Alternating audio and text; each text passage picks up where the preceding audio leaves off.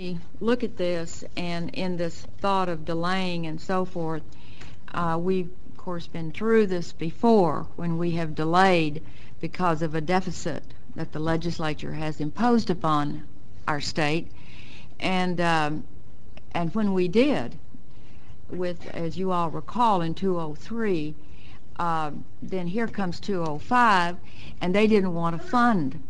If you recall, they did not want to fund the over $700+ million in books that were already ordered and in the warehouse waiting. They drug it out, and then that's when the issue of the laptop, you might remember, in the middle of '05, popped up, and just blew our minds. But anyway, and that's when we realized that that was sort of behind, I guess, part of this.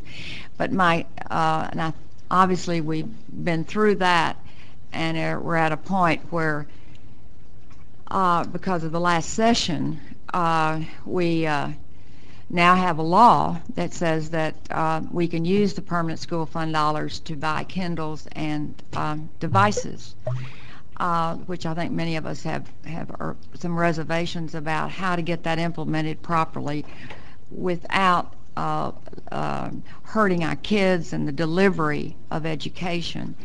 My question then is, let's say we're going to delay this, even though, now let me stop a minute here. You all remember that the permanent school fund raises enough money to pay for the books every year. Okay, let me say that again. They raise enough money. Now, we send the bill over, and of course we've learned the hard way, is that the legislature, they're the kings and the queens, and they decide whether they're going to pay the bill or not. And they don't have to. We learned the hard way. They don't have to do it, even though it says it in the Constitution. Okay, we learned that the hard way. Now, there is no guarantee that if we delay this, that they will do the same thing to us that they did in '05, you all. And I'm at a point where that I'm, same story, second verse, not going to get better, it's going to get worse, sort of concept. How can we protect ourselves and our kids for their instructional material, whether it's in a digital form, a Kindle, or a traditional print?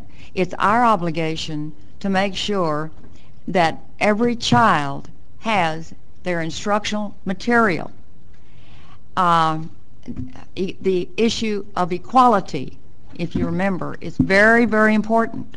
Okay, so I think we have to think of all these things as we're trying to sort through this.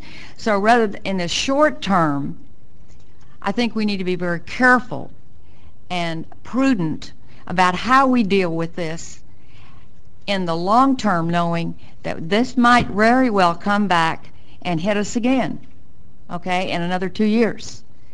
And can you have a contingency, Anita, on that issue? Because I think we need to look at the worst case scenario, because we've had it, okay?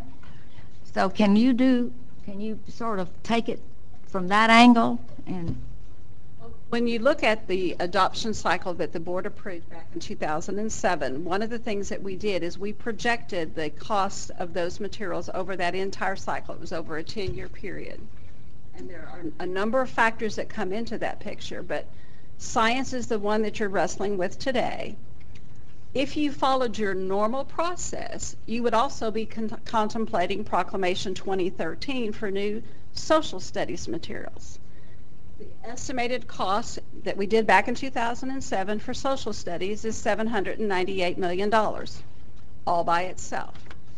You add continuing contracts, and then what comes in 2014, and you're pushing $1.5 billion, and as you continue in the out years, I think the very last year of your cycle is $1.9 billion for instructional materials. And so yes, the problem continues to grow for several reasons.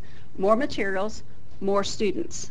The fact that you're buying materials, and in all of your core content areas, it's K-12. It's buying new materials for close to 5 million students. And so each time you buy new materials K-12, the cost of those materials continues to go up. And so Whether or not you decide to postpone Proc 12 and it kicks into Proc 13 and it's in the 2013 biennium, you're still going to be faced with the escalating costs of doing business this way because of the growth of the state in terms of student population and in the cost of delivering instructional materials. Those two factors continue to escalate the cost of doing that. Continuing contracts are approaching $450 to $500 million every 2 years, even if you don't order any new materials. And so that a few years ago was the total, and now it's just continuing contracts. Okay, I think with the $13 billion deficit over there in the legislature, we really do have to tighten our belts, and we have to be very sensitive about it, and look at the most cost-effective way to deliver it. But we also have to remember that we have to deliver the instructional material per child.